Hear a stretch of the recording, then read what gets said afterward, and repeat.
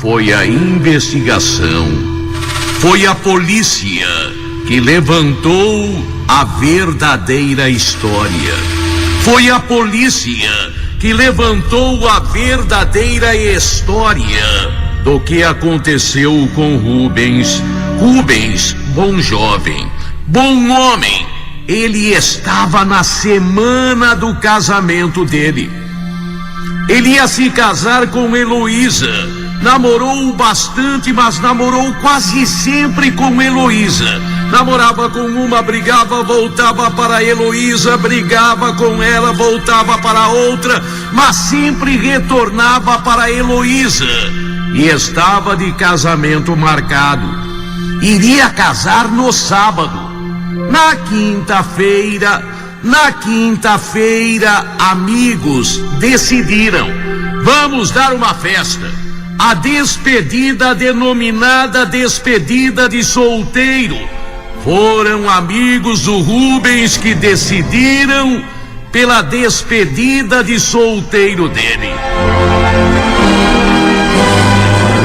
Uma festinha de surpresa. Uma festinha de surpresa na casa, no apartamento de um amigo. O amigo preparou tudo, comprou cerveja, convidou colegas, só que Rubens nem avisou a noiva. Nem avisou a noiva da festinha de despedida de solteiro. Ele sabia, seus amigos iriam aprontar com ele.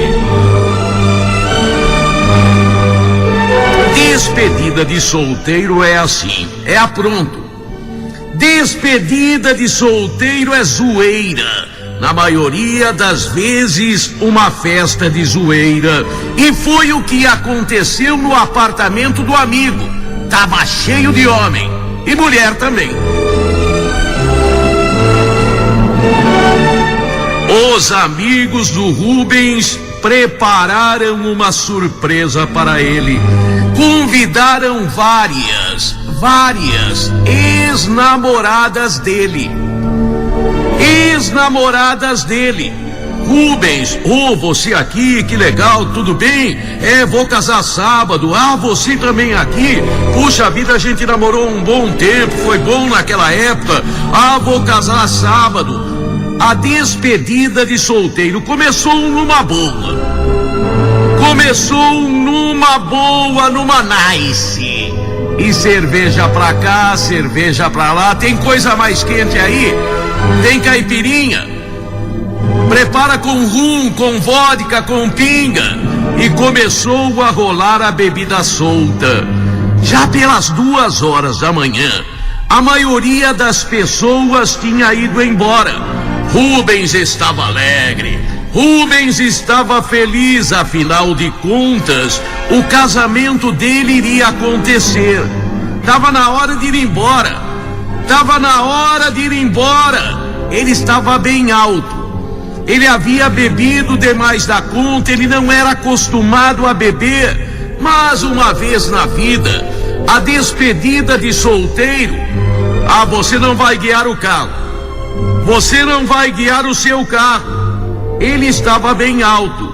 Foi quando uma ex-namorada dele, a Cidinha, disse: deixa que eu levo ele para casa.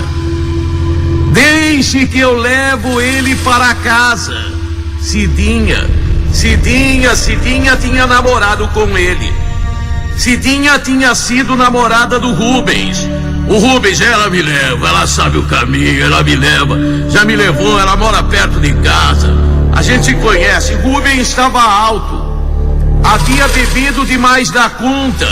E Cidinha, os amigos ajudaram. Parabéns, feliz casamento. Vê se não vai sair da linha, hein? Vê se não vai treinar com a Cidinha. Mas a Cidinha estava decidida. Ela queria antecipar a vida sexual do Rubens. Sei lá como é que se fala. Queria uma pré-estreia do casamento dele. E assim Rubens, semi-carregado, Rubens já mais pra lá do que pra cá, Rubens saiu da sua festa de despedida de solteiro. Foi a Cidinha que foi dar carona para ele, mas Cidinha tinha outra ideia. Rubens, a saideira? Vamos tomar a saideira? Não, eu já tomei bastante. A saideira é a última oportunidade, Rubens. Depois você vai ser um homem sério. Então a gente vai aonde? Vamos na minha casa. Cidinha disse: vamos na minha casa. Cidinha morava até que perto de Rubens. Rubens conhecia Cidinha, tinha namorado com ela, fazia tempo que ele não a via. Vamos então rapidamente, porque eu tenho que dormir, porque tenho muito preparativo pro meu casamento, eu tenho que fazer muita coisa. Ele fica com Cidinha. Cidinha encosta o carro, eles entram. Uma bebida a mais e depois beijo, abraço, rolou. Amanheceu o dia. 8 horas da manhã.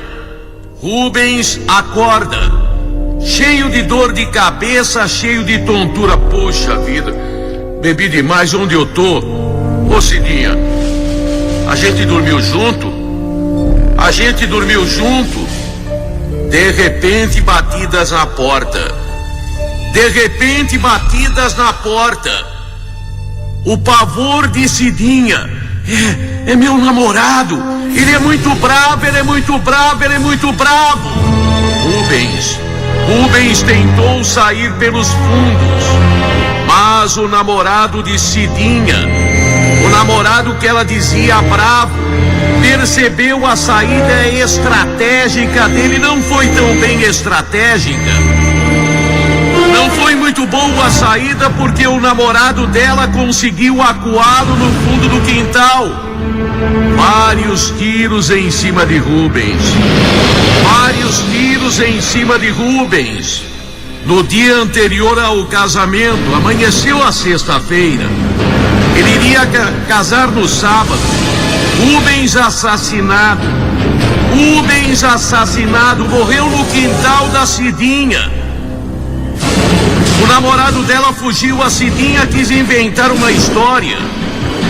Não quis dedurar o namorado. Ele ficou comigo.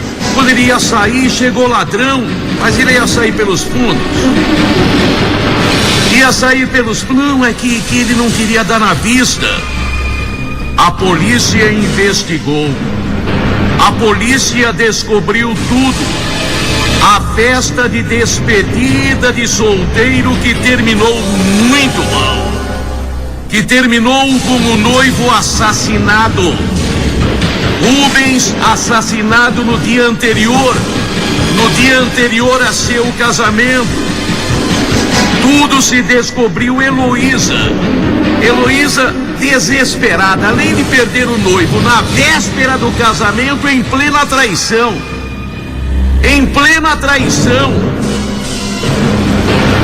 Cidinha, ela ficou com o namorado, não sei. O namorado nunca foi preso, ou pelo menos eu não sei se ele foi preso. Se soube depois que era um traficante do bairro, que era um cara violentíssimo que teria fugido. A despedida de solteiro do noivo, que terminou na morte dele.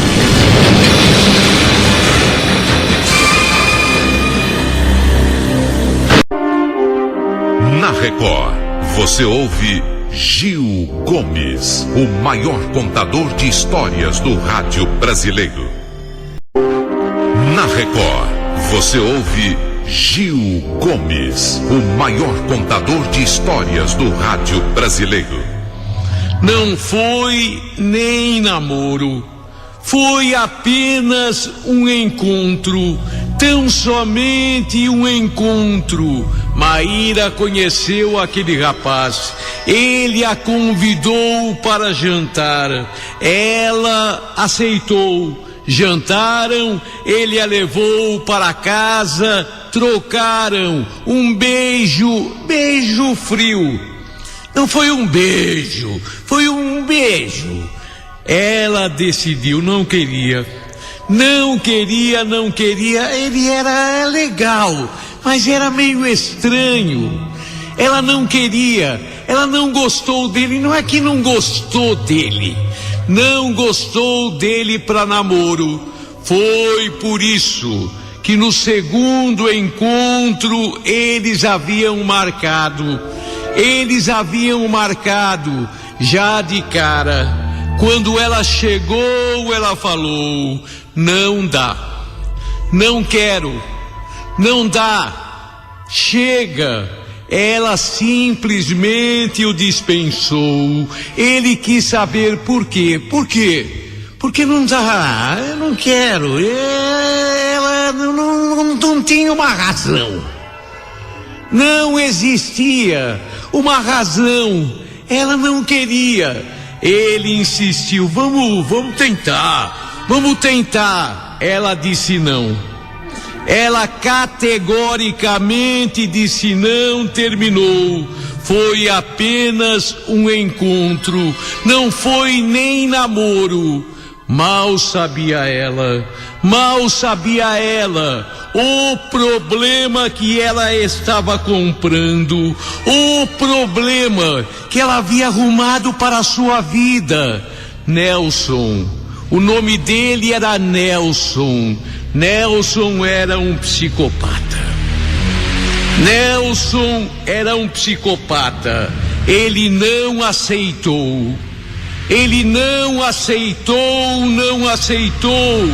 Aquela separação não era nem separação.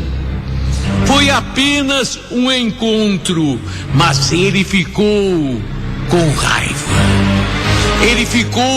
Raiva é pouco. Ele ficou com ódio.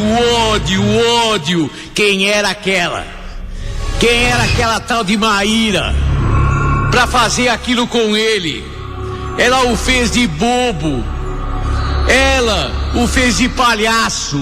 Ele com ódio, ele prometeu para si mesmo, ele prometeu para si próprio, não ficaria barato, não ficaria de graça não. Ele iria se vingar, e se vingaria de uma forma total. Mal sabia Maíra que ela estava que havia mexido com um psicopata, com um diabo, com um demônio. Ele com sede de vingança, mas se era psicopata, ao mesmo tempo ele era inteligente. Ele sabia, se fizesse alguma coisa agora, se fizesse alguma coisa de imediato, todo mundo ficaria sabendo que foi ele. Por isso ele marcou na folhinha, marcou no calendário 6 meses. Ele esperaria 6 meses para começar a sua vingança. 6 meses. Ele foi bolando em sua mente doentia. Ele bolava: vou fazer isso, aquilo outro, não vai ficar barato. Ela vai me pagar. Quem que ela pensa que é? Ela pensa que pode simplesmente me abandonar? Ela pensa que pode simplesmente me dispensar como se eu fosse nada. 1 mês, 2, ela nem lembrava mais dele. Ele foi um capricho, um momento na vida dela, nem capricho. Ele não foi nada na vida dela. Foi apenas um encontro, só um encontro. Ela não lembrava mais dele, mas ele lembrava muito dela. Lembrava e odiava. 1 mês, 2, 3, 4, 5, 6. A vingança. A vingança. Ele com ódio mortal de Maíra. Ele coloca fogo no carro dela. O carro dela ficava parado em frente da casa dela. Ele bolou, estudou, esperou um momento propício e ateou o fogo. Fogo. O carro ficou totalmente destruído. O carro dela destruído. Mas não bastava aquilo, não. Não bastava. Ela precisava sofrer. Ela precisava pagar. Quem que ela pensava que era? Quem que ela pensava que era? Ele bolou o irmão dela. Ele nem conhecia pessoalmente o irmão dela, mas denunciou a polícia.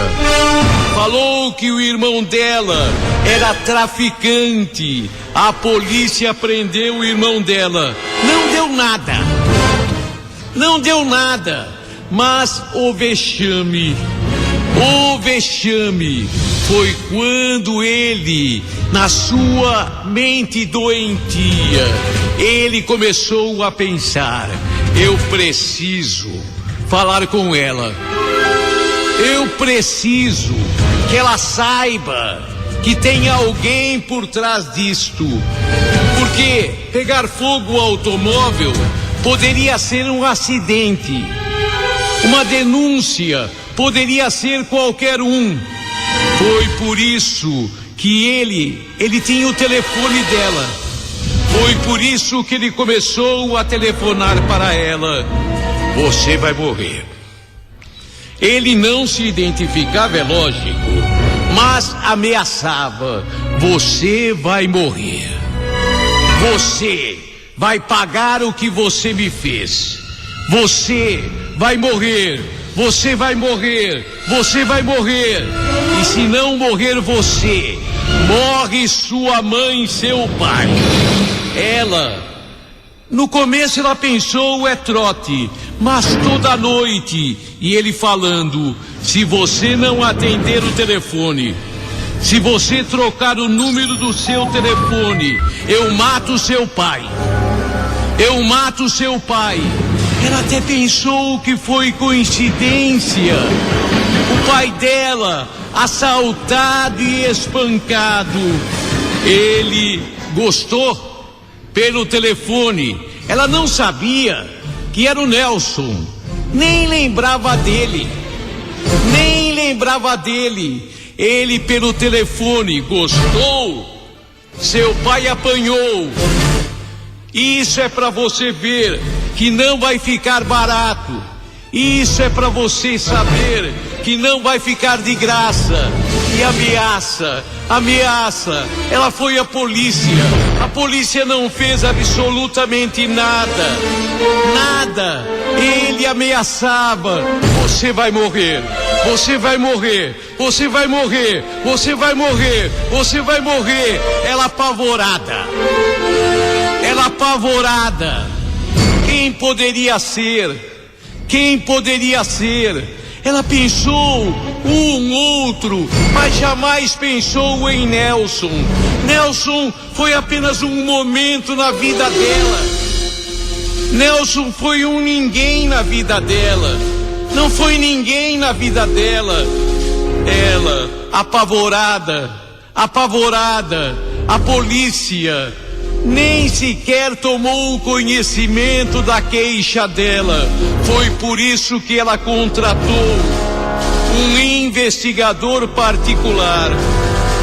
O investigador colocou o telefone dela sob vigilância. Mas Nelson ligava de telefone público. Hora de um, hora de outro. O investigador pesquisando a vida dela, da relação de todo namorado. Ela nem sequer lembrou dele. Ela nem sequer lembrou dele. Não tinha ninguém que odiasse a ela. Foi quando ela se lembrou: eu namorei um cara um dia. O investigador pegou o nome e foi atrás. Quando chegou, o Nelson falou: como é que você sabe que fui eu? Ele nem havia perguntado nada. O investigador não havia perguntado nada. E Nelson já foi se entregando. Como é que você sabe que foi eu? Como é que você sabe que fui eu? Como é que você sabe que fui eu? Bastou. Ele foi preso. Foi preso. E na delegacia, perante o delegado, escrivão, investigador e ela que fez a queixa, ele dizia: não vai parar por aqui não. Eu vou ficar preso 1 mês, 1 ano, mas eu saio. Quem você pensa que é? Você vai pagar. Ela morre de medo. Ela sabe, mas dia menos dia, ele sai da cadeia. Ele que prometeu, vai matá-la. Vai, ela morre de medo. E pensar que foi apenas um encontro.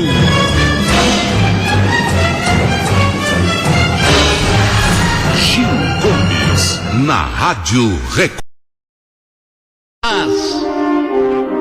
Na Record, você ouve Gil Gomes, o maior contador de histórias do rádio brasileiro. Dona Terezinha trabalhou, se dedicou.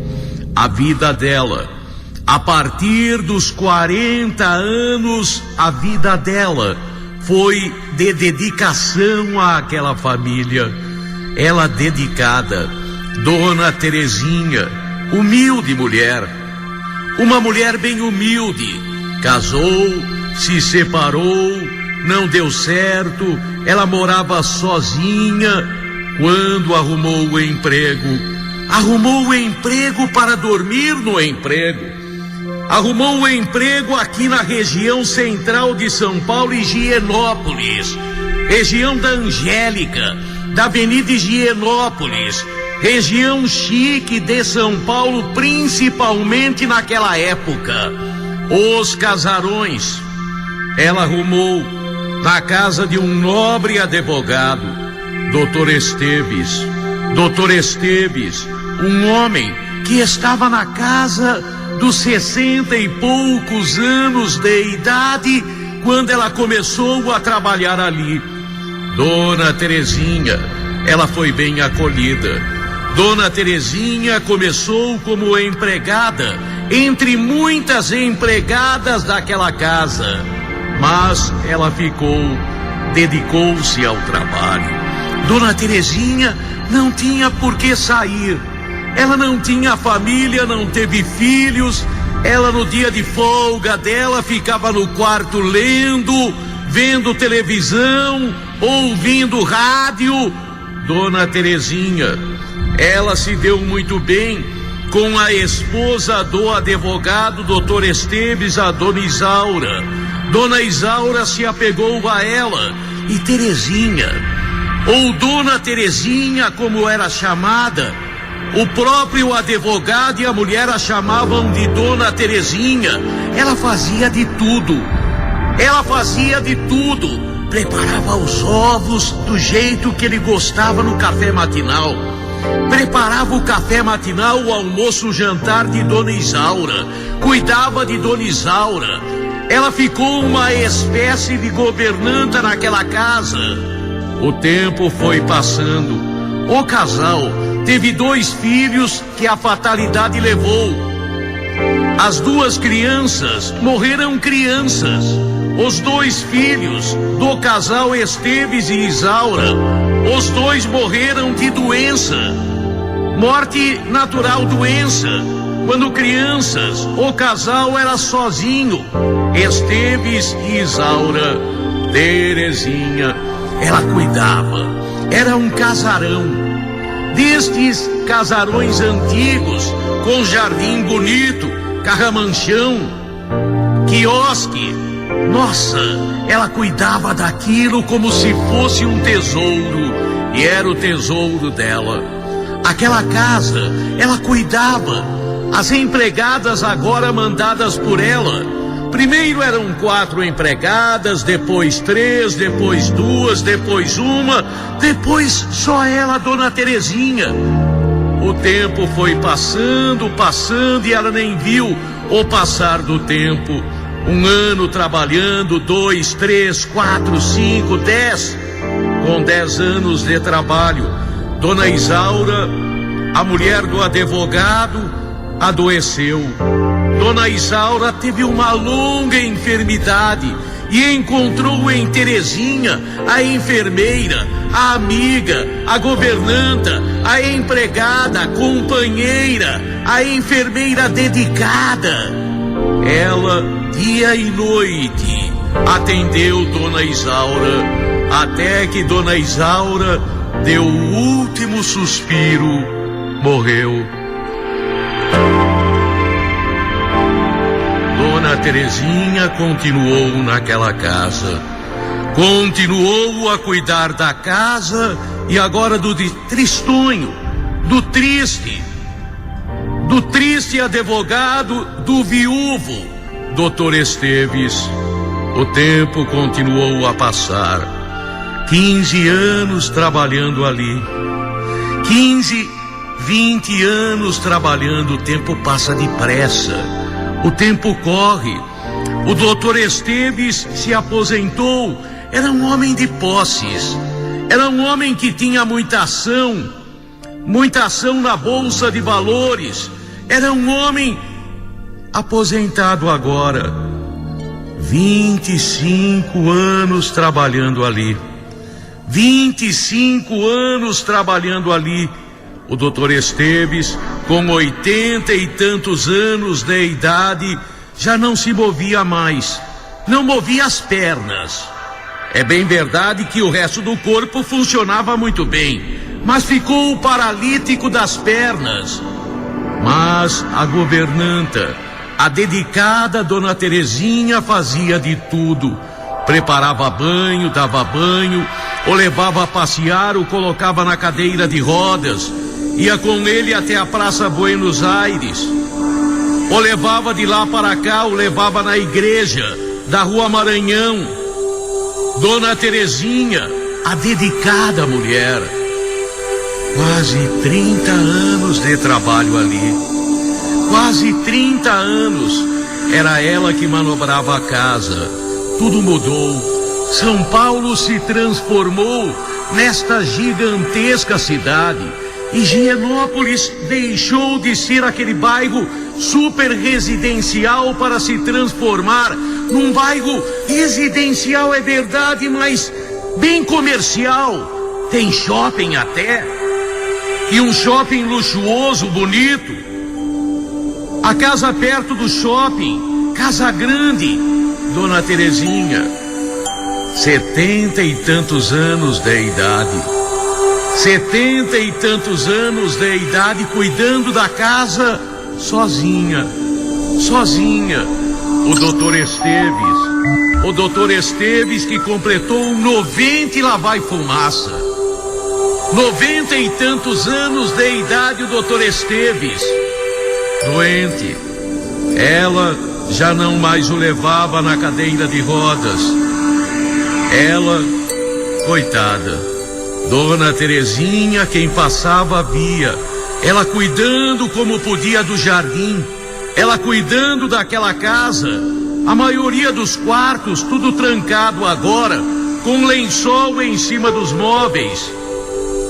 A casa velha, já a pintura caída, O doutor Esteves, que nem saía para fora, ficava em seu quarto. Ela dava banho nele. O doutor Esteves que viveu até 96 anos. Um dia, de manhã, ela foi chamá-lo para o café da manhã, ia dar banho nele e o encontrou morto. Ela, Dona Terezinha, ela trabalhou 36 anos naquela casa. 36 anos ela trabalhou. Quando ela começou a trabalhar, o doutor Esteves tinha então 60. Morreu com 96. Ela trabalhou 36 anos. Doutor Esteves, que não tinha irmão, evidentemente pai e mãe já tinham morrido, não tinha parentes, não tinha primos, não tinha herdeiros. Será que ele tinha deixado um testamento? Será que ele tinha deixado alguma coisa? Não deixou. 2 meses depois da morte, Dona Terezinha teve que mudar. A casa não era dela. A casa ficou pro Estado. Será que ficou pro Estado? Será que ninguém se aproveitou? Ela não sabia. Será que ele não tinha deixado um testamento? Ela não entendia disto. Nunca tinha se preocupado com isto. Dona Terezinha, 36 anos de trabalho, sem registro, sem economias, sem dinheiro.